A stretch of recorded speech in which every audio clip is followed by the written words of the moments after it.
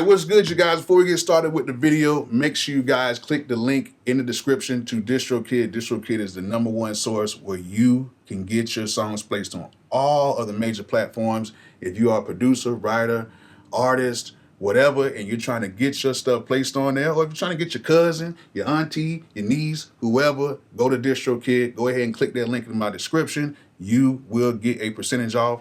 And trust me, it's no hassle, no haggle. They are the best to do it. Go ahead and click that link in the description right now. DistroKid.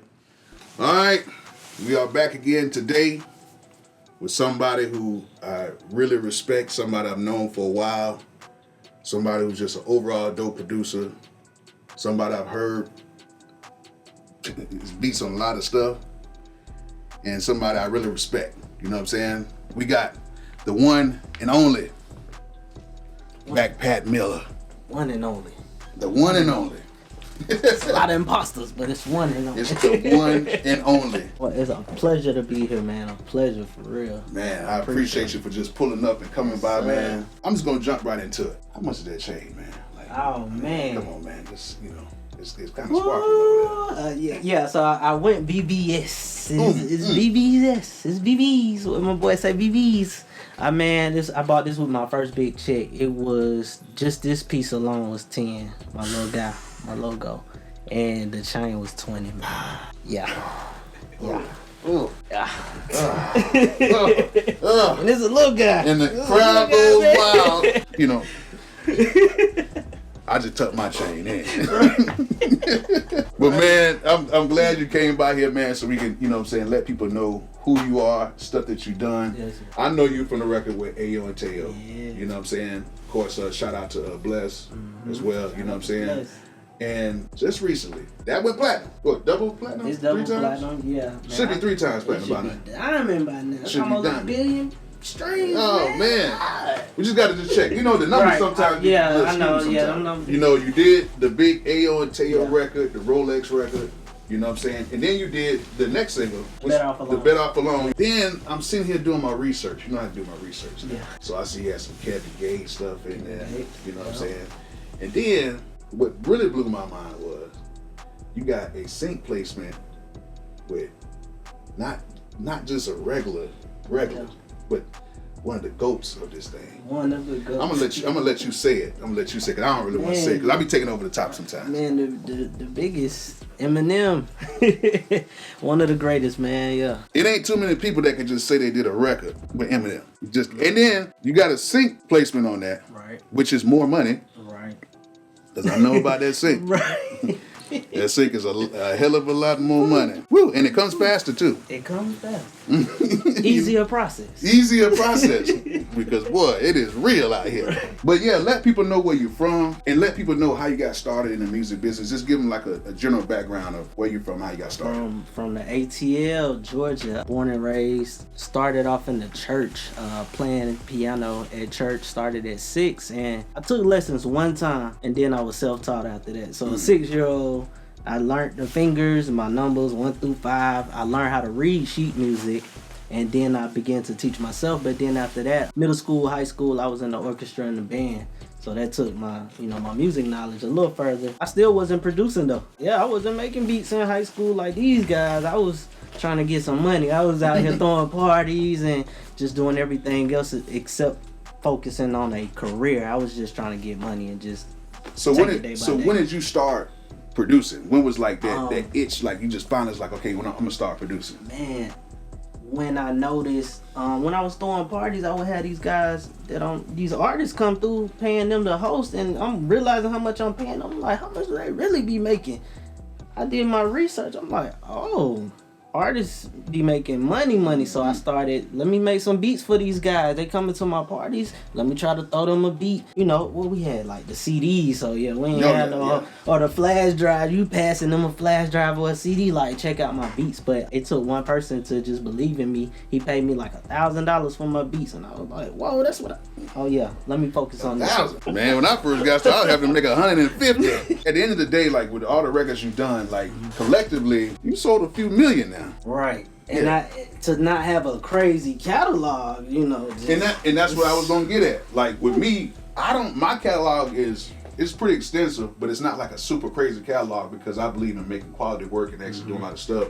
I really wasn't a mixtape type of producer or whatever like that. I pretty much went for, I really tried to go for more album cuts, but I ended up doing a lot of singles over time. Some I got credited for, some I didn't, but it's all good. That's how the game goes. But you know, at the end of the day, like with your catalog being the way it is, how did you utilize yourself to get into these situations and these opportunities to where even with a catalog that's not huge, but it is a nice catalog, even with a catalog that's not as big, how did you get yourself into those situations to where now it's like you're where you're at right now? I was thinking the same way you was thinking about mixtapes and quality music. Like, I don't want to just be on anybody mixtape, and you know, it's not paying no money, and you know, they just throwing beats on there. So I was just like, let me perfect my craft, work on my sound, and the perfect artist will match up with that sound as long as I'm working on that sound. So I just kept staying focused and networking. I used the same techniques that I had at the parties. Let me network, market my beats, let me market myself and put myself out there, and that's how I came up with the BackPack brand. I started branding myself. So I see you was talking about CDs, and I see you talking about stuff, so you know about it. Some of these producers have no idea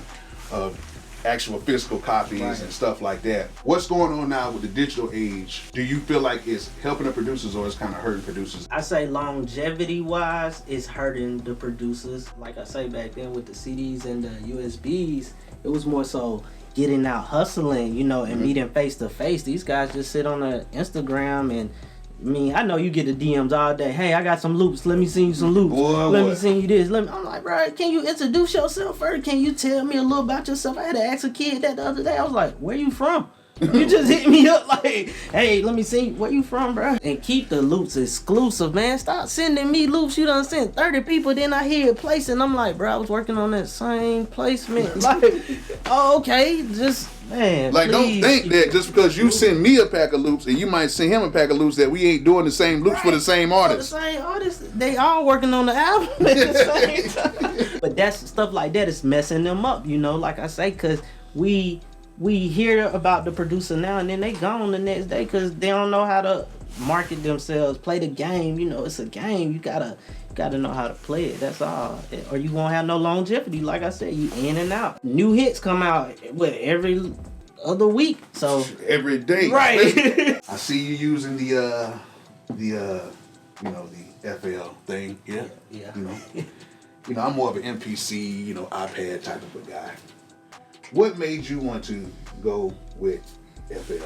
Oh, the MPC still in the bag now. Okay, I'm an MPC guy. That's what I'm saying. Now I'm gonna get to that. Okay. Because I know when I seen some pictures with you at work, and I was like, okay, this is my type of guy, right? Yeah. He get it. But what made you want to ultimately kind of just work more with FL like that? Really just trying to keep up with the time and just being fast and efficient. Like, hey, you called me to the studio, I need to be able to grab and go. That's why they call me BackPack though. I came with a bunch of bags, and you see I came with a bunch of bags today. I got this computer, that computer, my MPC, another keyboard, a bigger keyboard, but you gotta be prepared. You gotta be prepared. So, but that's what made me switch to the Mac, and you know, pulling out my big old Windows computer, everybody pulling out the MacBooks, and I'm like, dang, you know, but my beats still sound good, but everybody laughing at me because I got a few dents in my computer, but that's the hit maker. I think if you at least pull out a razor, they get kind of, oh, you got a razor. Right. Yeah, you good. Right. But and that's what type of computer mine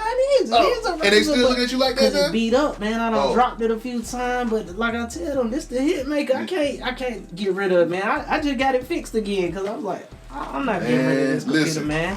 Being prepared. Like me, as you see, I came with 2 bags a day. Usually I come with 3 because I usually bring my MP and my keyboard because I like to work like that. But I brought my laptop and I got FL and all that stuff on that too.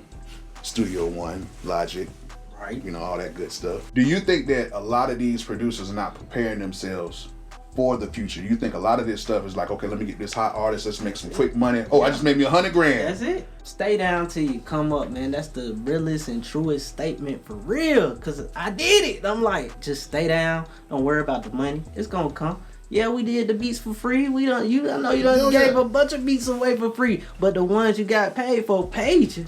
Cause you stayed down, and it's still coming to you. It's still gonna keep coming, and that's, you know, just be a good person, stay down, keep making good quality beats, and take your time, man. You ain't gotta have a hit with everybody. Every beat ain't gonna be a hit. And it's always the ones you don't even think about being a hit that take off for you. The ones you be saying, this a hit. They don't go nowhere. Say for instance, you get a placement and you're dealing with labels and you're dealing with negotiations. Yeah.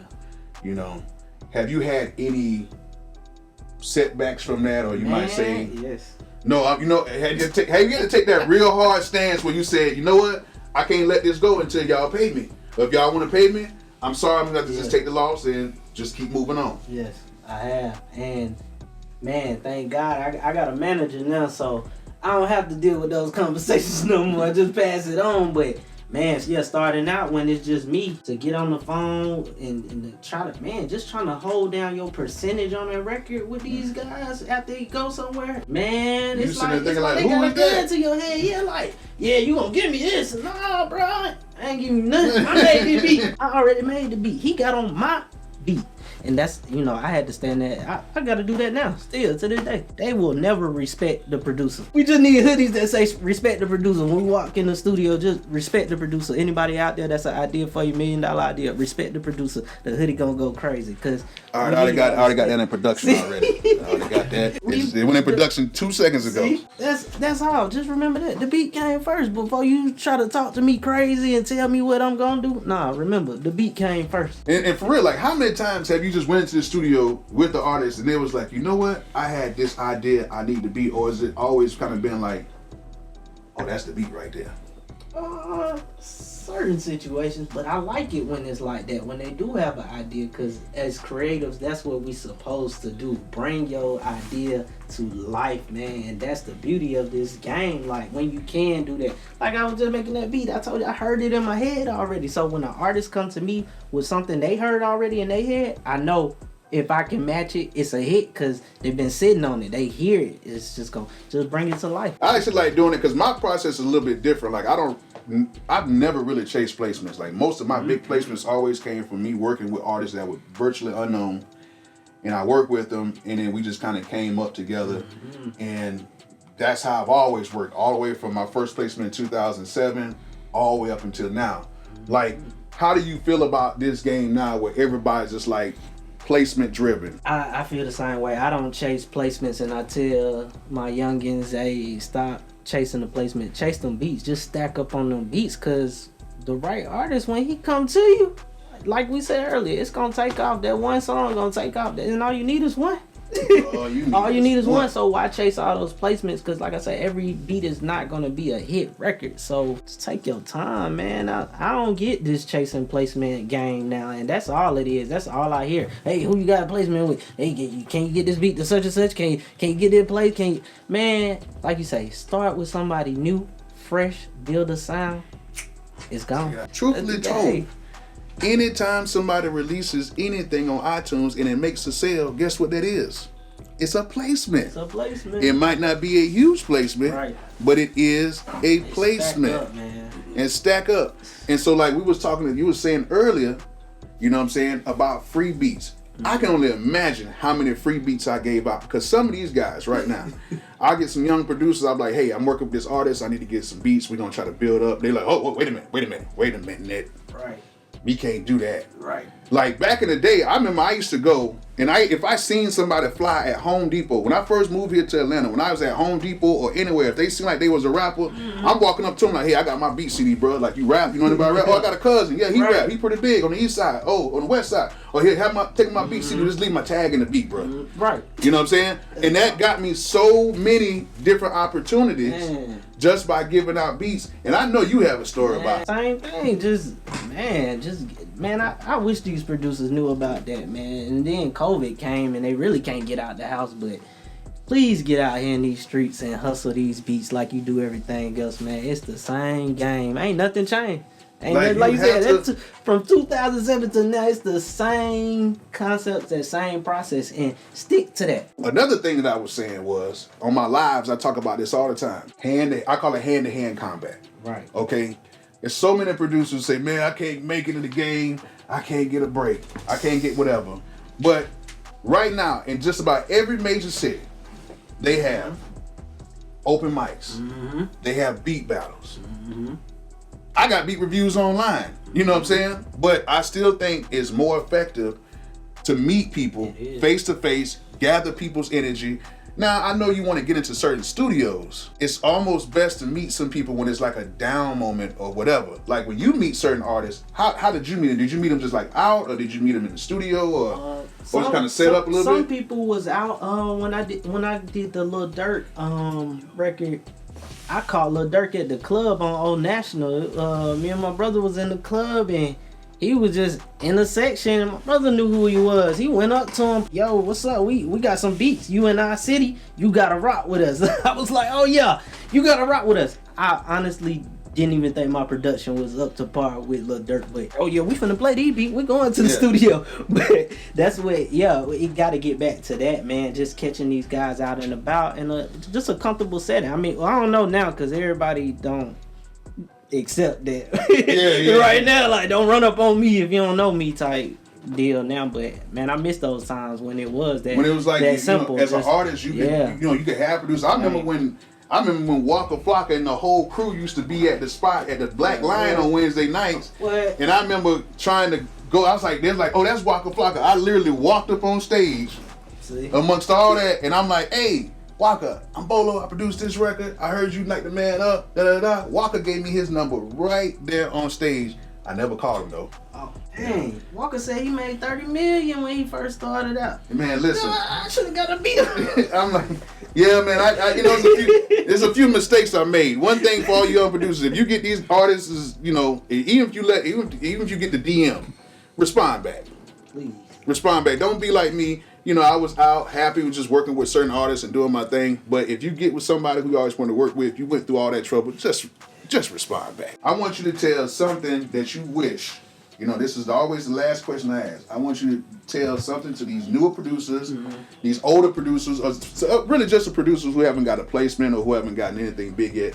What's one very good advice you would tell them to get their career where yours is at right now? When y'all get a good song, man, stop selling all your publishing, man. Stop taking the first deal, man. Stop. Just because they offer what, 100,000, 300,000, stop and think about that number. Whatever they tell you, think about it, multiply it times 10, sit down and map it out, man, because you can get to it too. Why you think they gonna do it? They finna, think about it, they finna buy your rights, sell your music, and finna pay you this little bit of money. What you think they gonna just settle on that little bit? No. That's the advice I gotta give, because these guys signing for 10,000. I ain't telling you what to sign for. I ain't saying, but you know your worth. Everybody ain't worth the same thing, but certain guys, I know they worth way more than what they be dealing with or signing their life away for, man. And just like I say, sit down, plan it out. Everybody don't have to take a deal. Some people can work independent. I'm independent. I have never signed a publishing deal. I'm not against it. I love the fact that they giving out money. Shoot, take that money. If it's out there, take it.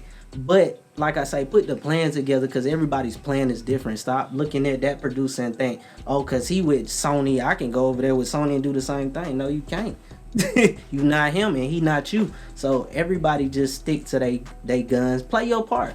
Just play your part, man. Be patient. You have to be patient in this game. As long as you're patient, I'm telling you, the money will come, the fame will come, everything will come, and you will be great.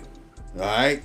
We got BackPack Miller in here, and he is about to go ahead and cook something up. We're going to rock with him for a minute, so let's go ahead and see this cook up, and we'll see you at the end of the video.